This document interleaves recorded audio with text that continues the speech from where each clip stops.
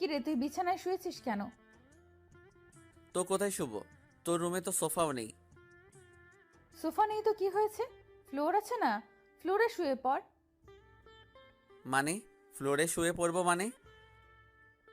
এত মানে টানে বুঝি না। আমি তোর সাথে এক বিছানায় ঘুমাতে পারবো না।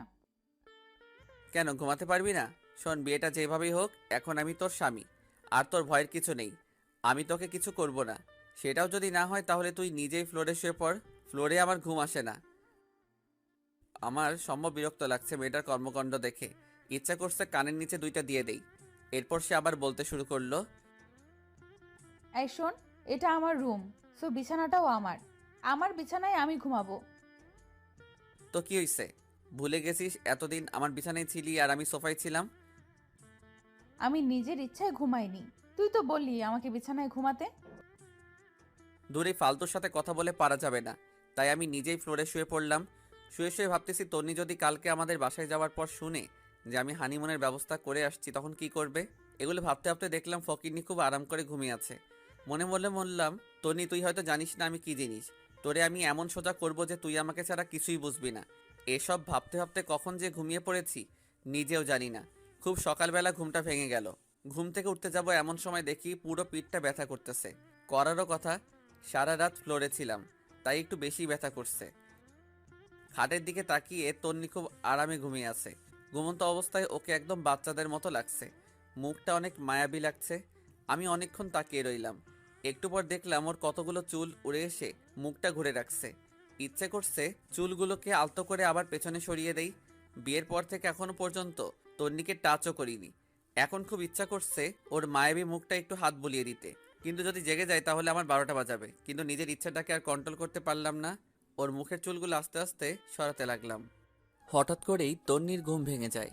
আর আমাকে ওর এত কাছে দেখে চিৎকার দিয়ে ওঠে এবং সাথে সাথে আমার মুখে ঠাস ঠাস দুইটা চড় বসিয়ে দেয়। তারপর রেগে চোখ মুখ লাল করে আমাকে বলতে লাগলো। ছি, তুই এত নোংরা! আমি তো তোকে ভালো মানুষ ভাবছিলাম, কিন্তু তুই যে এত নিম্নমানের আমি তো জানতাম না। তোর সাথে কথা বলতেই আমার রাগ হচ্ছে। তুই ভুল ভাবতেছিস, আমার কথা শোন।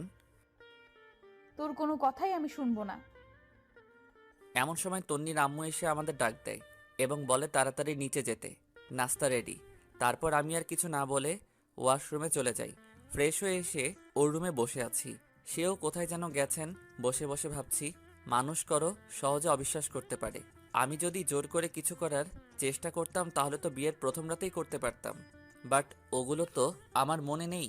একটু পর তন্নি এসে আমাকে নিয়ে নাস্তা করতে গেল। আমিও কোনো কথা না বলে চুপচাপ নাস্তা করে রুমে চলে আসলাম। এসে রেডি হচ্ছি, কারণ তন্নিকে বাসায় দিয়ে এসে আমি আবার অফিসে চলে যাব। তন্নিও রেডি হয়ে আসলো। অতপর তাকে বাসায় দিয়ে আসলাম।